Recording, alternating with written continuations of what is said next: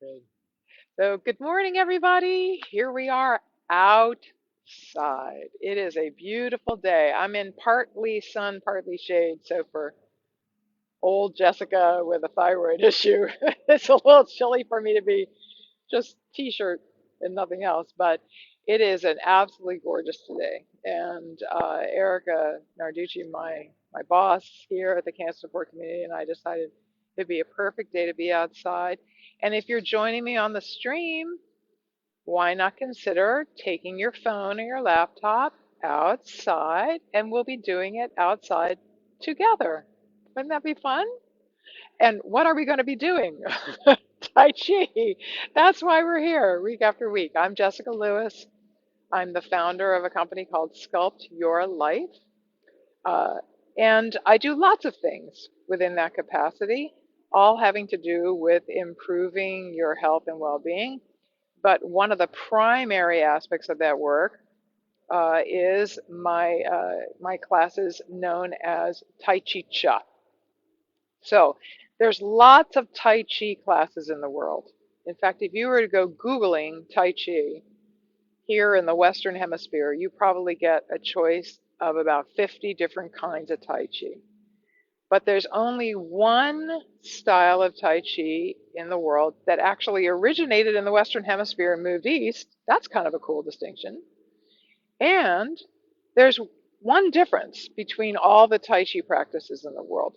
There are those that can be lumped into the category of um, practices that have martial application. That's a fancy way of saying they're a very slow-mo martial art. And the way that you'll know that that's true if you have an untrained eye is by watching the practice. If, for instance, you notice at some point that the practitioner's hand kind of slices by the face in almost like a sword-like gesture, and the practitioner follows the hand with their eyes, that's the sign that you're looking at someone who's practicing a Tai Chi style that has a martial application. Because theoretically, there's like a sword or a bad guy coming at you from over there, and you never want to take your eyes off the sword or the bad guy. But then there's the other category of Tai Chi practices, those which are nothing other than meditation in motion, or as I like to say, medication in motion. And there's only one Tai Chi style in that category. And guess what? It's Tai Chi Cha. So that's the biggest reason why I love Tai Chi Cha. There's lots of other reasons why I love Tai Chi Cha. I loved it so much the minute I met it that I wanted to teach it. But that's just one of the reasons why I love Tai Chi Cha so much. So that's what we're going to do today. And we're here pretty much every other week at the Cancer Support Community. If you want to learn more about me or about Tai Chi Cha in general, or my work here at Cancer Support Community, then you probably the easiest way is just to go to my website. You can Google me, Jessica Lewis, Sculpt Your Life. I usually am the very first thing that pops up, very reliably. But if you're looking for the web address specifically, I do mess with the spelling a little bit on the website, mostly because about 20 years ago when I went to reserve the domain, the spelling I wanted was already taken. So it's www.sculpt, and that's spelled just the way you'd expect it to be spelled, SCULPT. And then the second part of the phrase is you are, and then life, life.com. Sculptyourlife.com. All right. So anyway, let's get down to it. So, one of the cool distinctions about Tai Chi Cha, related to lots of different styles of Tai Chi, there are some styles of Tai Chi that do what I'm about to describe to you, but not a lot of them, is that we flow both from and then back to a little period of motionlessness in between each one of the 20 moves. Some people call that the rest position. Some people call it grounding. We don't really have a technical name in the Tai Chi Cha community for this sort of period of motionlessness that we start from and then we end with in between each one of the 20 moves. And everybody's rest position, if you want to call it that, is different from everybody else's. And sometimes it's different on one day than it is on another day. So let's all find our wonderful rest position of the day. Okay? Put your feet in any old shape that you want to put them in. Just make sure that your feet are touching the ground. In fact, let's wake up the feet. Let's wake up the whole lower half of your body. Do a little stomping. Stomp around. Wake up the nerve endings in your feet. Get some blood flow going down there, right? Okay. All right. Now just let yourself come to rest. And we're going to figure out how to best let the weight of your whole body spread out to the absolute outside margins of both your feet.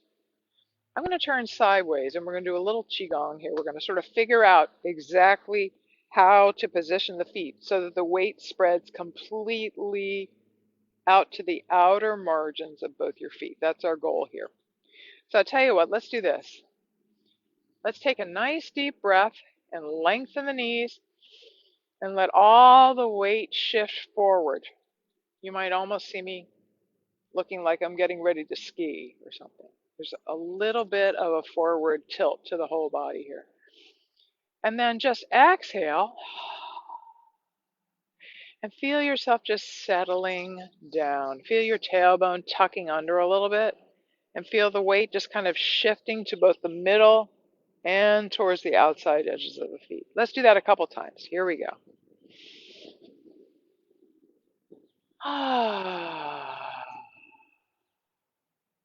Let out a big old sigh when you exhale. I always say you can't be uptight and sighing at the same time. Right? Let's do that again.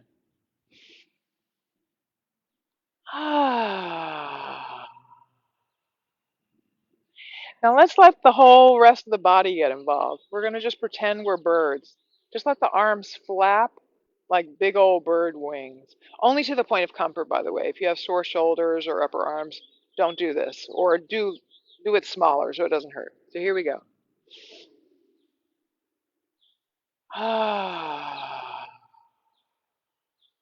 Again.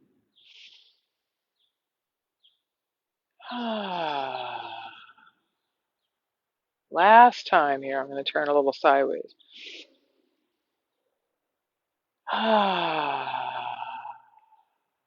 Nice. Now, let's figure out an easier way to do all that. So I want you to imagine that there's a great puppeteer in the sky, and he, she, or they have magically attached a little invisible string to your wrists. So that when we shift forward and let the whole body expand, just let the wrists be drawn up for you. So you don't have to do anything, okay? Here we go. And then just let the hands settle down to a comfortable rest position here. Let's do that a couple more times.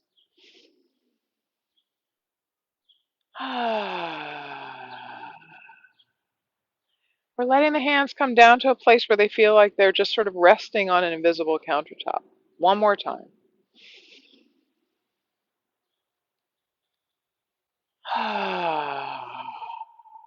Good.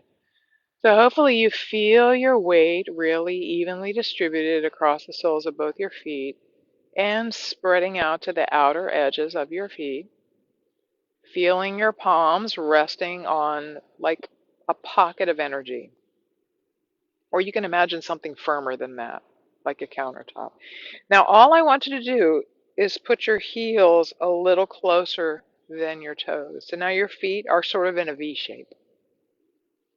Okay, so let's just go inside with our mind's eye. Go inside your body with your mind's eye for a few moments and just feel how easily the body can maintain this position. No effort at all should be required here. It's just something that you should be able to do forever and really never get tired. So let's do that for just a moment.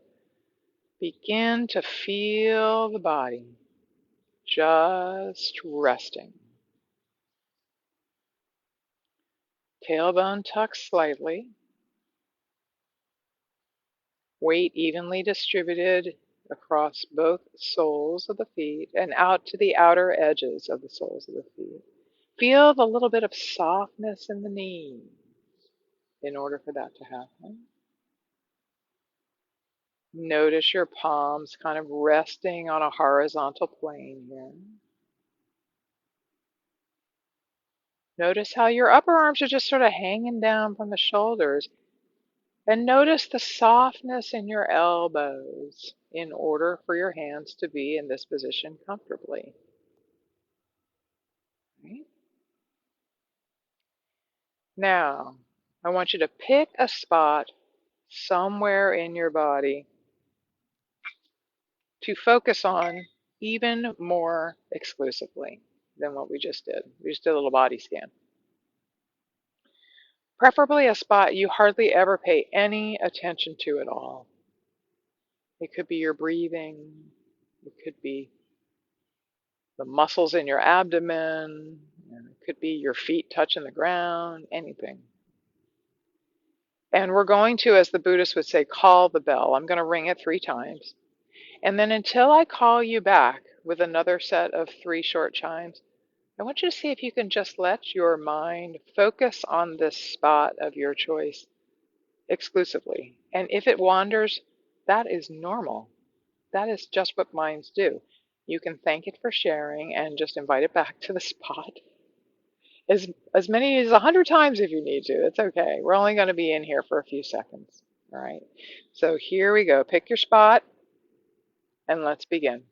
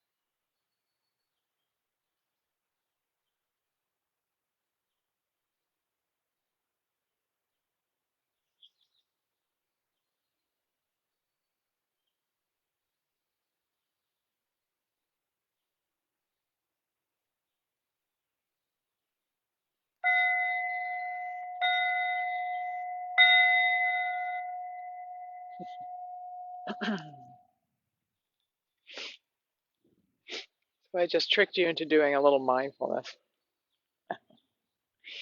The thing of it is, some people just don't have the bandwidth to do mindfulness while seated or even while stationary. And that's that's another one of the reasons why I love Tai Chi Chuan so much, because it's actually been qualified by a number of really important medical organizations as mindfulness in motion. So, uh, yeah, so we're going to be doing mindfulness whether you like it or not while we're doing Tai Chi Chuan. But just now we were doing sort of the good old-fashioned stuff. All right, so I brought my watch with me, my teaching watch with me, and promptly didn't put it on. So I'm going to strive to keep track of the time here. Here we are in rest position. We're going to do as many of the 20 moves as we can in about 45 minutes. And we're going to start with rocking motion. By the way, when I face the camera, I usually mirror. So if I move this leg, you may want to move your left. But if you don't, nothing is wrong. There's no such thing as bad Tai Chi Chuan, and no Tai Chi Chuan police will ever come and take you away. Okay? Just ask your body to do some reasonable facsimile of what you're seeing me do here, and that's going to be more than good enough. All right, so here we are. We're resting. We're feeling our weight totally split between the 2 feet and spreading out to the outer margins of both the feet. We're feeling the palms resting here on something. And we want to step out with this leg. And the best way to do Tai Chi Chuan is with the effort of no effort. So the easiest way to step out with this leg is kind of shift ever so slightly away from it, and then this leg gets so empty it can almost move out to the side without any work. And then we're going to straighten out the toes, and now we're going to send the weight backwards, which is most easily done by lengthening the knees and sending them backwards and putting the hands back here. And then we're just going to let the weight shift, or as I like to think of it, drift forward and back. And just let the hands, they don't even need to stop. They're just going to turn around and change directions. Both ways. I'm going to turn a little sideways so you can see this from a different angle.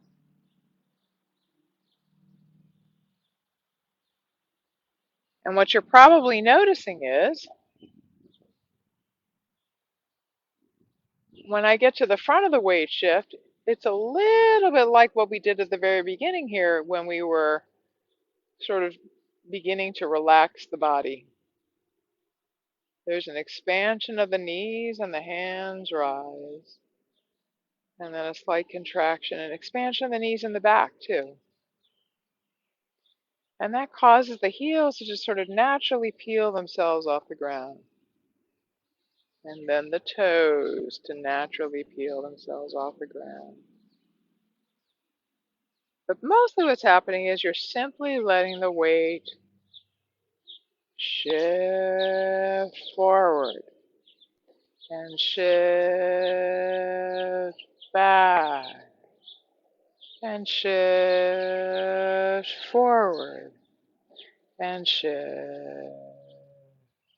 back. Sometimes I like to use the word drift instead of shift, because if this move feels hard in any way or even complicated, I think the easiest way to do it is just imagine you're in nice warm water, like maybe from the Bahamas, up to your neck.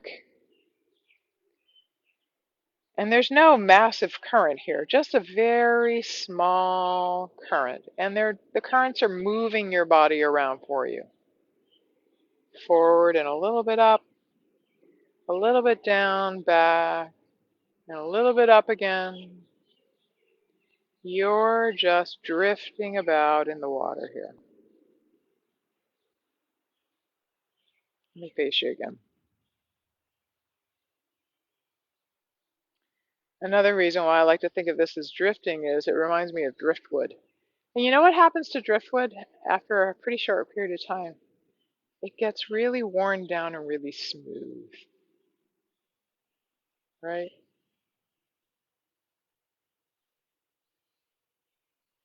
You ever stop to think about in nature, smooth and soft things win every time over hard or solid things?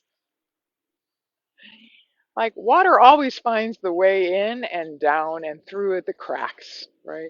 And it always wears rocks down.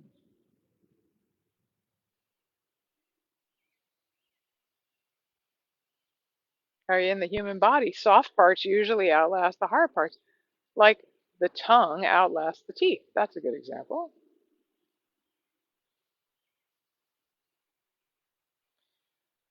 So when given the choice of being really rock hard or being smooth and soft and steady, I always say, pick smooth and soft and steady. You're going to be a lot happier in the long run.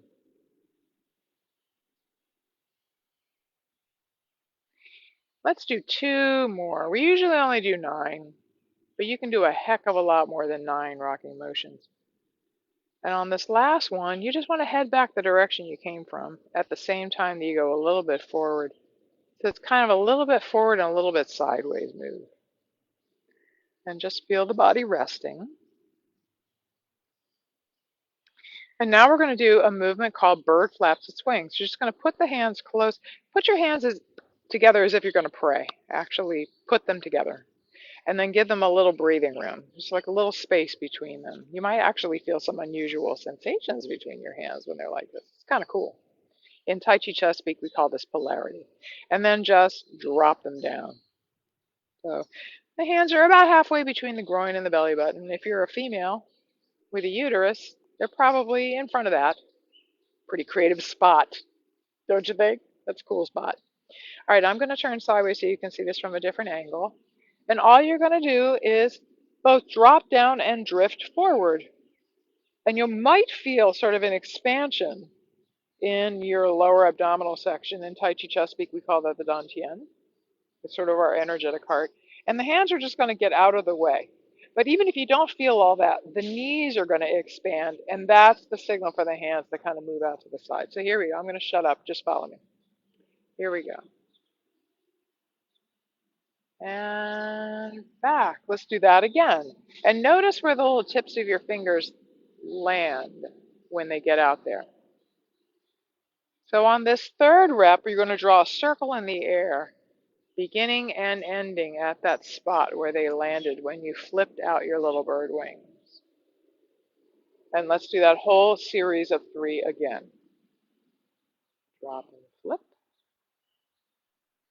I always say this is the only time in life you can flip someone the bird and it's not a rude gesture.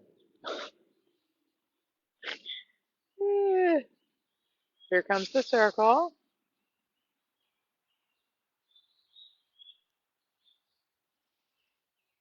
I'll do the third set facing you. Notice how when you let your weight drift forward, the heels just leave the ground by themselves, right? You don't have to do anything. Here comes the circle.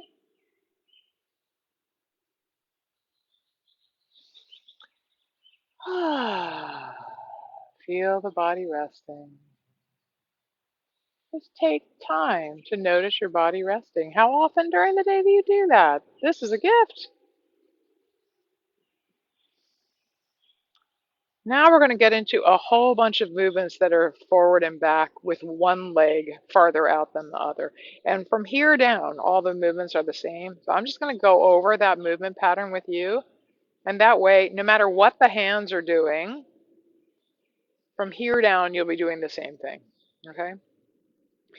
We traditionally start all those movements from the rest position, right? But we also traditionally want to put this leg out first. It might feel like your left leg. That's the way most people do it. If you get your lefts and rights confused, it's okay. I'm not going to get upset. And the Tai Chi Chup police are never going to take you away. Okay? All right. So here we go. We're just resting.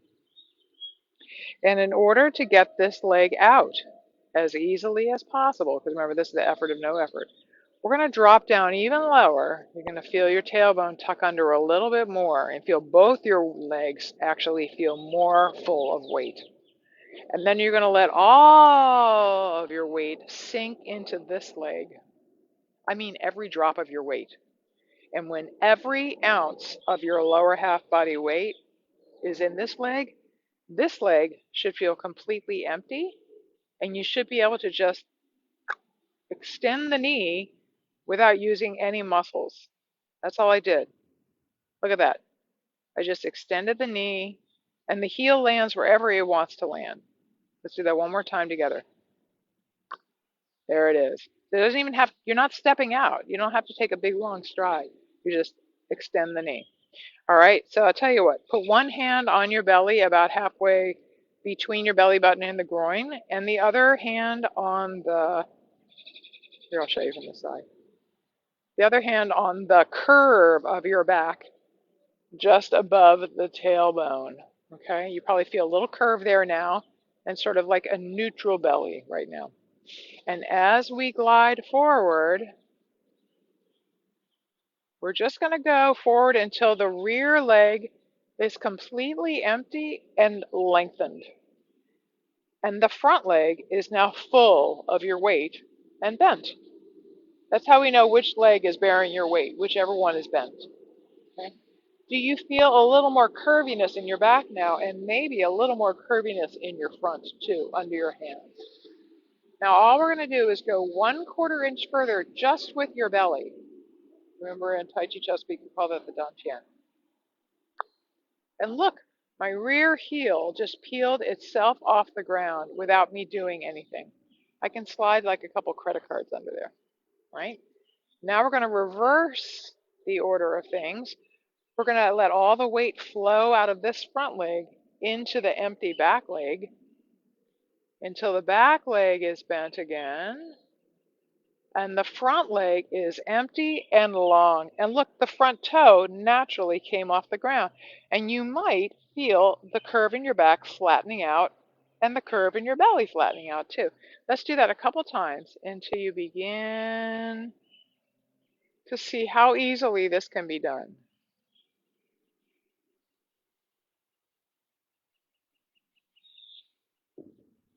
And if it's possible, I want you to do this movement as a continuous movement.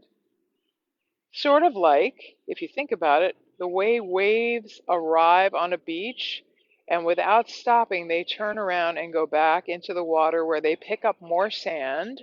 And without stopping, they turn around and go back up on the beach where they leave it. And without stopping, they turn around and go back into the water. That's all we're going to do here. We're going to do one more like this.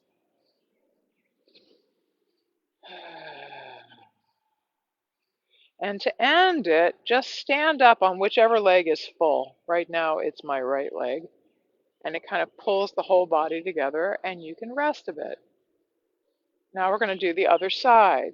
Again, you can put one hand on the front and back of you so you can feel what's going on inside your body in the dantian, our energetic heart. So here we go. We're sinking down. We're shifting all the way over into the other leg now. So now I'm in my left leg. And I'm just going to extend the right knee. And the right heel lands wherever it feels like landing. I'm not stepping out. It's just landing there. And here we go. Forward. And back. And forward. And back. Let's add a hand gesture. Imagine you've got a big old bass drum strapped to your chest like you're in the marching band. And as you glide forward, let your fingers just circle around the outer rim. And then back to where you started. Here we go. Down and up. And down and back. And down and up. And down and back. And see if you can let that slow and steady circularity of the hands kind of inform the way you let the weight shift. As steadily and continuously as the hands are moving, if possible. Let's do 2 more. And last one. And then to end it, just stand up on the weight-bearing leg in the back and float down to rest. Very nice. All right, we're going to do a whole bunch of movements that look as if your hands are moving out over a platter that's out in front of you.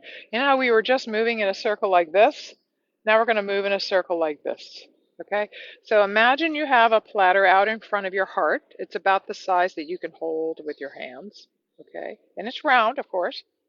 In Tai Chi, and in all Tai Chi practices, really, the hands are almost always drawing circles in the air.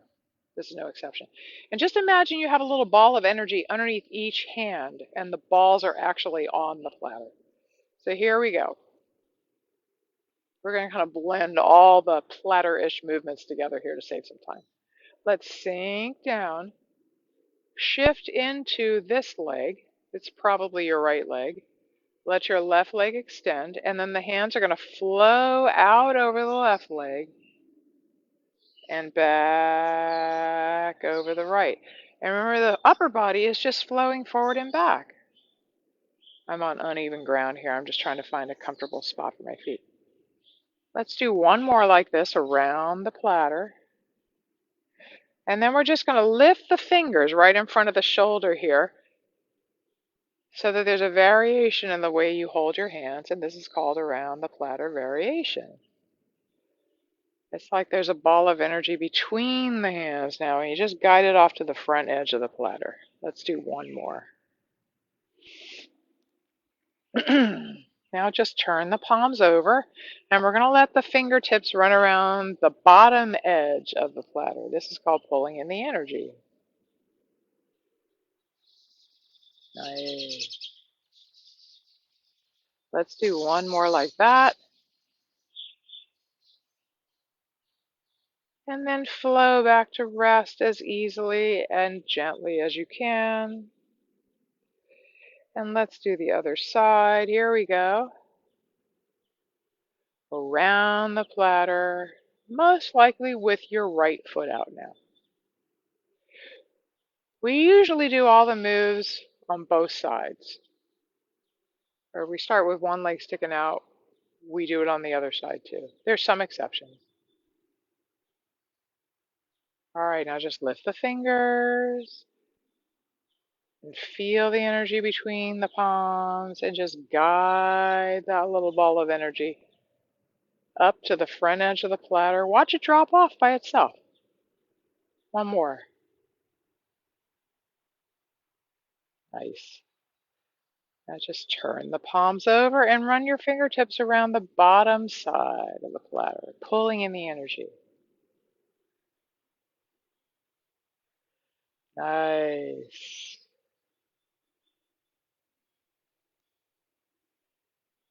Wonderful. And then flow back to rest.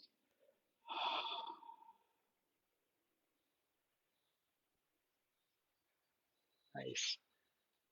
All right, let's blend another couple of movements together. I'll tell you what. This one is called Daughter on the Mountaintop. We're just going to turn the palms over, and as you flow forward, the hands come up as if they're going to clap, but then, oops, they miss each other, and they simply fall. You can sort of kind of see this is almost like unzipping a jacket here. If you want to get technical about it, the left hand is the one that's closer to the body, no matter which foot is forward. All right, now follow me here. And let the hands come up, and then we're going to move back forward again. This is Daughter in the Valley. There's almost a zipping back up gesture going on here. Do you see it? Zip. One more. Zip. Now follow me here. We're going to transition into another move that we've already done a little bit. Bass drum. Bass drum. This is definitely a hybrid practice we're doing today. I'm trying to give you the experience of 9 moves on each side. This is the last one. Soles of the feet. Feel them touching the earth. Let's do the other side. Here we go. Sink down and over and extend the empty leg. Turn the palms over. And even though we switched feet, we don't switch which hand is close to the body here. Daughter on the mountaintop. Unzip your energy. Let's do one more. Now follow me here. We're going to do Daughter in the Valley. Zip it back up.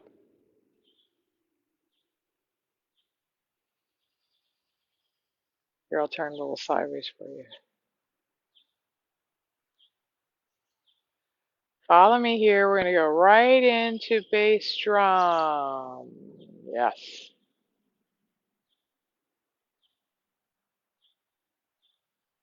Yeah, the hands are always tracing little circles in the air. Let's do one more. Stand up on that weighted leg. Feel your body flowing back to rest. Let's do push-pull. We're going to start by dropping down a little lower, shifting over. Let your empty leg extend. It might be your left leg. It's actually my right, but it may look like my left.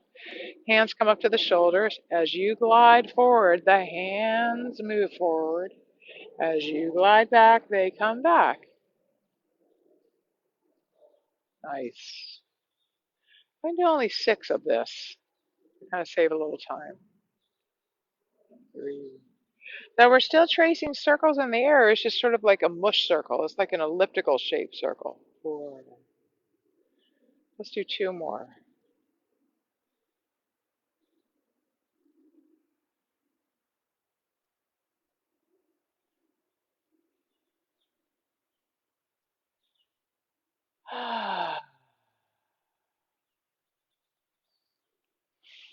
And other side. Down and over. And extend the empty leg, and the hands come up to the shoulders. And here we go. I love this move so much.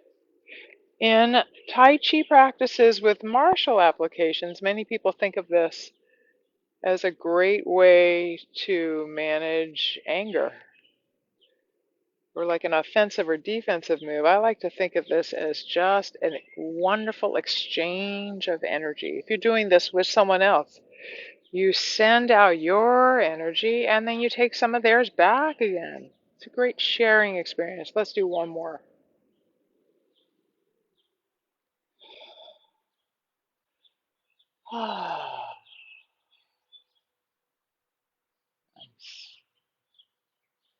Now we've done all the strictly forward back movement, so let's do some of the side to sides, okay? The weight shift is really the same, only instead of moving in this direction, you move this direction. So you still start with all your weight in one leg and another leg that's empty, and then they exchange, right? And the hands still come along for the ride, just like they did when we were doing all these other movements we've done so far. And the hands are still tracing circles in the air, right? So let's do a movement called carry the ball to the side. I'll do it slightly differently so you really kind of get a muscle memory for how to let the body shift from side to side and let the hands come along for the ride. Okay, so here we are. Here we are resting.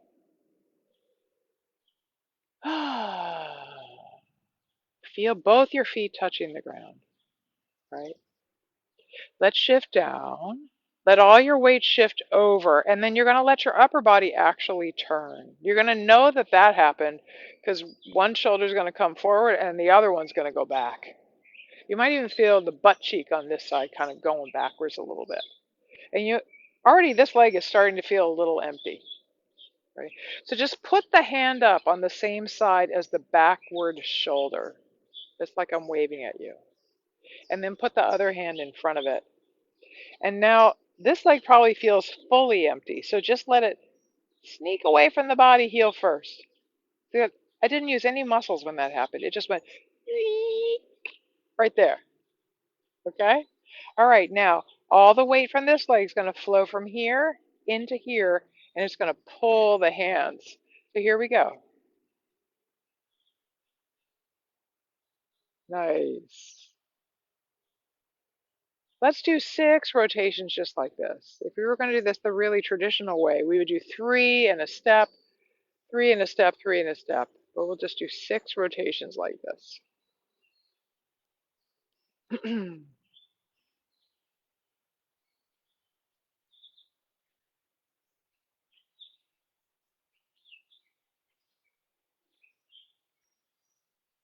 And on the 6th one, as this leg begins to fill up, you just stand up on it and float down. Yeah, let's go back the other way. So here we go. Sinking, shifting, turning. The hands go up. The leg that's now fully empty just moves out to the side, and here we go. Nice.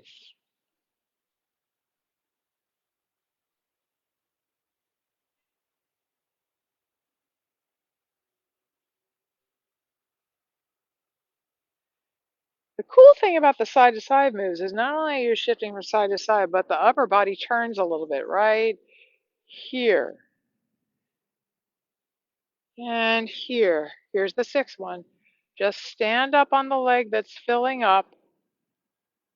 Ah, nice. Feel the body resting. Let's fast forward down to close to the bottom of the list of 20 movements. Another really cool thing about Tai Chi Cha and the rest position thing in between the moves is you can mix up the order of the moves. That's a really huge distinction, actually, between Tai Chi Cha and lots of other kinds of Tai Chi. You can't rearrange the order of other styles of Tai Chi without a lot of knowledge of the practice and a lot of effort. But because we come to rest in between each movement, you can do them in any order you want to. So let's do passing clouds. I always like to do that one after. I don't always. I often like to do that one after I do carry the ball to the side because the movement pattern is the same, except instead of the hands moving together, they move independently. It's kind of like if you ever saw the Karate Kid, it's like wax on, wax off. So here we go. We're going to sink down. We're going to shift over here now and turn the upper body. And this hand's going to go up. This leg should feel totally empty now, so just let it sneak away to the side. And as we shift that direction, it's going to pull this hand, okay? And as we shift back, it's going to pull the resting hand in. So here we go. You see the wax on, wax off thing now, right? You see it? The only other difference is when the hand slides by the bottom here, it's in the same place it was when you did carry the ball to the side. But when it slides by the face, or the lips really, it faces the face of the lips. The whole reason why that happens is because it's easier that way. But the way I like to remember that is, at the bottom, the fingers are just going to kind of dredge through some nice gooey chocolate or something. And on the top, you're going to lick your fingers. I'm also a certified nutritional counselor, so I often think of food metaphors when I teach. Let's do one more set here. And we're going to move back the direction we came from. We always do that. Feel the body resting. Nice. Let's do a move that's so similar to what we just did, only instead of side to side, the hands are going to be moving forward back again, all right? It's going to be almost like a different direction version of passing clouds. Let's do working the pulley, okay? So let's shift down, shift over, extend whichever leg is empty. It's probably your left.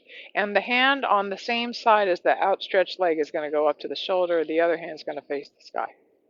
So you probably already figured out, just like in the the standard sort of basic forward back moves, we're going to flow from this leg into this leg and forward.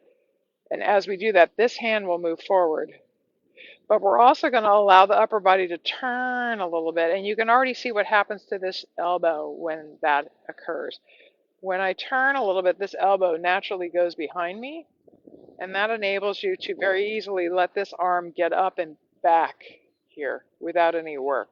Okay, so I'm going to stop talking now. Just copy me. Here we go. Nice. And perhaps you can see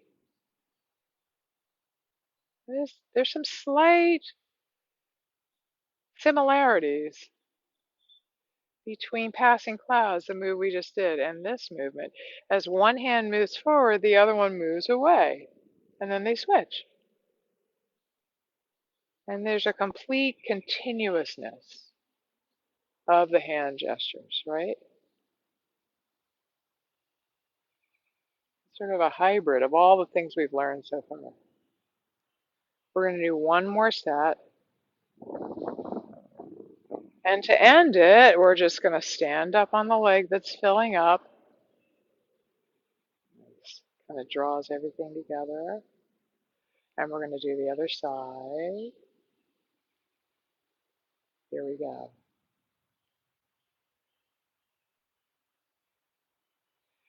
I always say that even if you have no idea what you're doing in Tai Chi Chuan, as long as you move softly and slowly and smoothly with some circularity to what you're doing, some continuousness, then just sort of slow-mo walk, or maybe slow-mo walk and change your mind. I'm going forward and then I'm going back again. You're doing perfectly good Tai Chi Chuan. There really is no such thing as bad Tai Chi Chuan. It's all good. It just keeps getting gooder. Let's do one more set here. And we're going to end by slowly moving back the way we came. Take the time to feel the feet touching the ground. Let's do another side-to-side move that's very continuous. So we're going to do perpetual motion taffy. All the taffy movements pulling taffy movements, I should say, they all have one thing in common. You're like pulling energy between your hands. Sticky, gooey, silky, soft energy between your hands. In fact, rub your hands together and then just let your hands cross over each other any old way you like. And see if you feel a change in the sensations in your hands as they pass over each other. I do. Of course, I know it's there.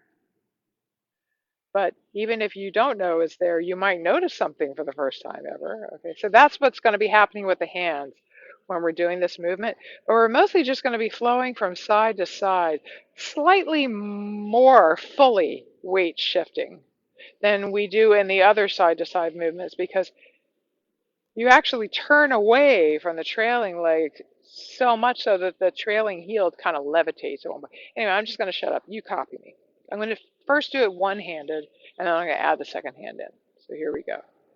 We're going to, just like we did for carry the ball to the side and passing clouds, sink down first, shift over, turn the upper body, and just let your hands hang for a minute.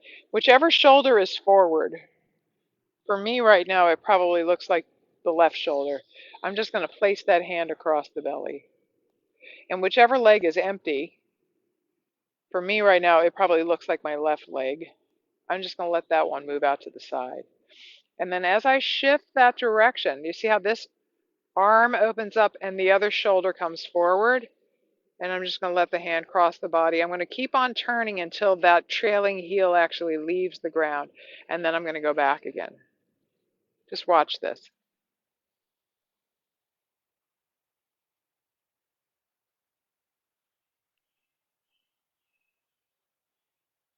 It is really actually almost like walking because one leg actually leaves the ground for just a few moments and just a few centimeters. But then you change your mind and go right back the other direction. Nice. Let's do one more with just one arm, and then we're going to add the second arm in.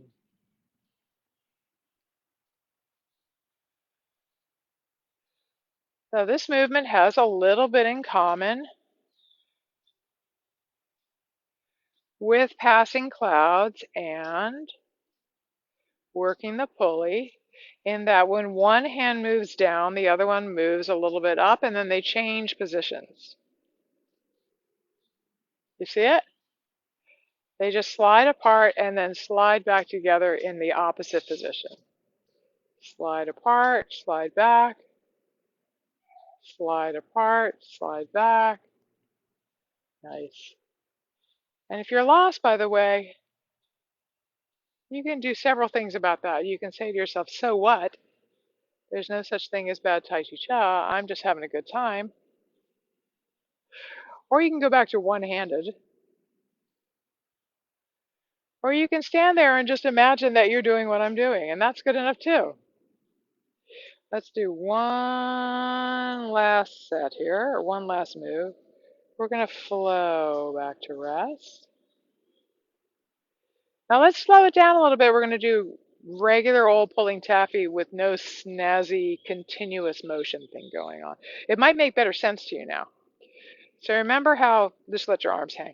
Remember how we sank down and shifted over and then turned the upper body and one arm float across the belly? So we're going to do that again. Let your empty leg move out to the side. We're going to shift that direction and then stand up on that filling up leg, and it's going to pull the whole body together. So this is the first variation of pulling taffy done with just one hand. We usually do it in sets. This is the end of the first set. Let's do one more set like that. It's definitely like slow-mo walking because we're going to transfer all the way to one leg and stand up, and it's going to pull the other leg in. And then we rest. And now we're going back the other way.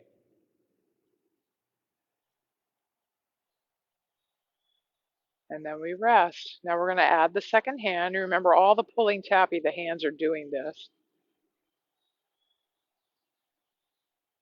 Because the other hand just slides up. They slide apart and you rest.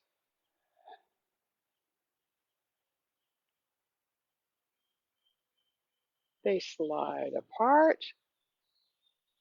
and you rest. Let's do one more like that.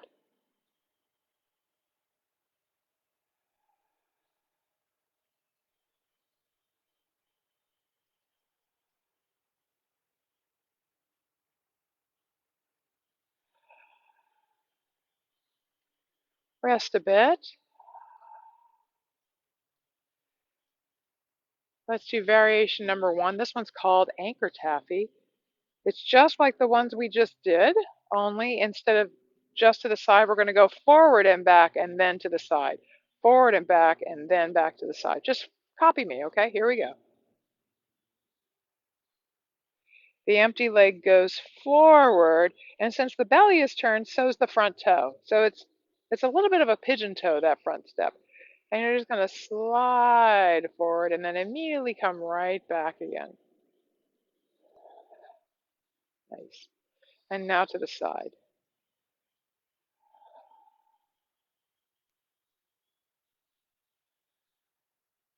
You can probably tell that Tai Chi Cha is really good for improving balance. I mean, really good. Part of the reason why people lose the ability to balance as they age, especially, is because they lose the ability to transfer all the weight to one leg before the other leaves the ground. But obviously, this improves all that. We'll do one more set like that, and then we'll do one more variation of pulling taffy, and we might call it a day after that. Slowly and mindfully let your weight transfer from one leg to the other and back again. Slowly and mindfully let your weight transfer from one leg to the other. Again. It's like a really slow, very gentle cha-cha, right? The Tai Chi cha-cha-cha. And back the way you came.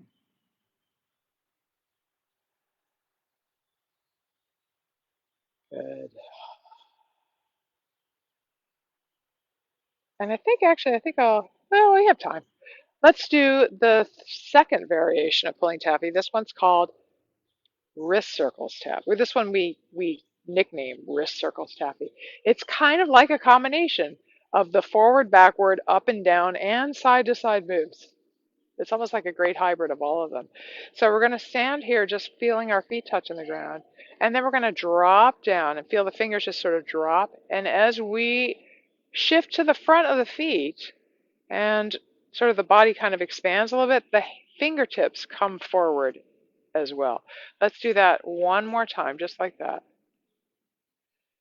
Now this time when we're down, the fingertips are going to begin to circle again, but then you're going to wind up and simply pull taffy. Nice.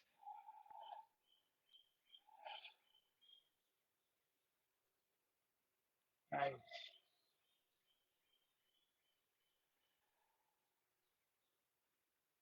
This is another movement that I often really like to visualize myself in water up to my neck. Nice warm water, like Caribbean water, Bahamian water. And feel the gentle currents just kind of moving me about. It takes every last drip of effort out of the movement. It really becomes the effort of no effort at that point. See if you feel yourself just going with the flow, which I like to think of as an acronym for following love over worry, right? Isn't that nice? Let's do one more set because it's so nice.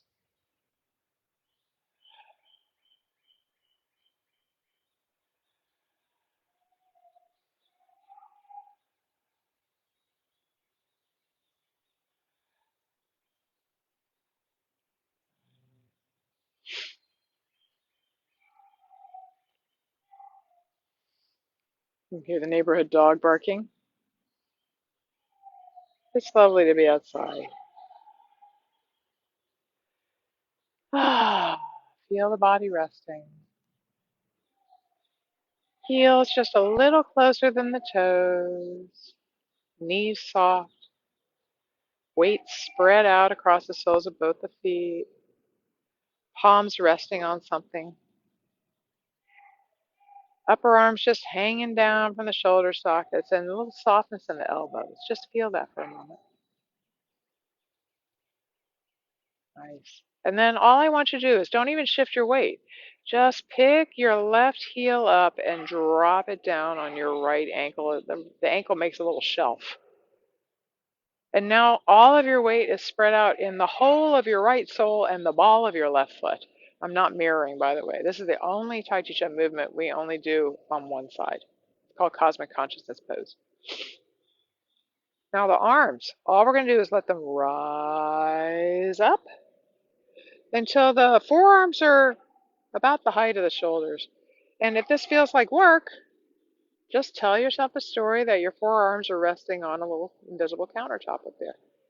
And your fingertips are going to overlap. The left ones are the ones that are going to be closer to the body. If you have any question about that, there's going to be the fingers on the same side of the body as the sticking out knee. Okay? And just drop and soften your gaze so you can see your fingers and everything beyond them too. It's a very interesting perspective. Suddenly everything within your peripheral vision kind of swims into view. Just hang out here for a couple of seconds.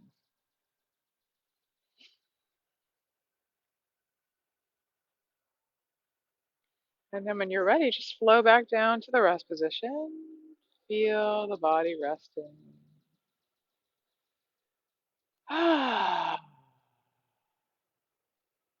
And if you feel safe and comfortable, you can close your eyes here. We're going to do a little more good old-fashioned mindfulness while we're in the rest position. If you're seated, you can certainly close your eyes if you want. Sometimes it's a little bit easier to focus in on something inside when you're not taking in a lot of stimulation from your eyeballs. But I don't want you to do anything that's going to impair your balance or make you start to feel groggy and fall asleep. So do whatever you like with your eyes. And just take a moment to dive inside with your inner eye, with your awareness, and pick a spot somewhere in your inner landscape to focus on. Preferably a spot you never pay any attention to at all. Like, I bet most people never really feel their hands resting on something firm down here. You could do that. How often do you really feel your feet touching the ground, or at least the insides of your shoes? You could do that. Or even just notice your breathing. You can even just notice a painful spot. You know, feelings of pain are certainly no more important than any other feelings. We just tend to assign them more significance because they're like kids that are throwing a tantrum. They're louder, right? So just notice something that's going on inside of you without judgment. We're going to call the bell. See if you can really focus on that spot until I call you back. Here we go.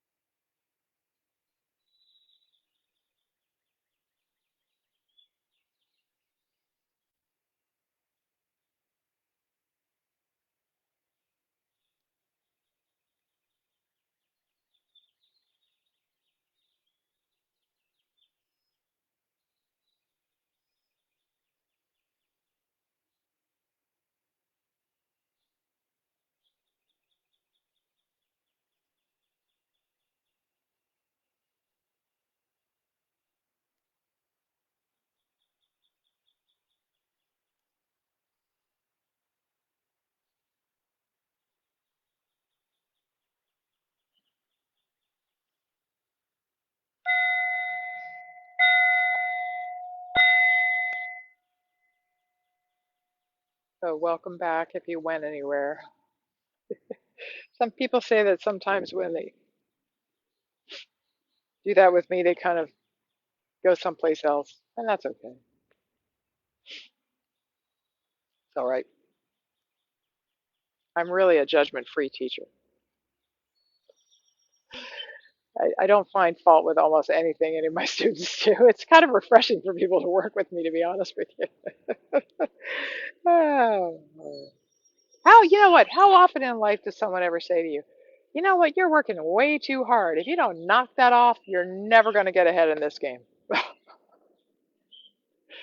Isn't this a nice paradigm shift for a lot of people, you know? Anyway, I love Tai Chi Cha, and I hope you loved it too. And again, I am Jessica Lewis, and I am the founder of a company called Sculpt Your Life.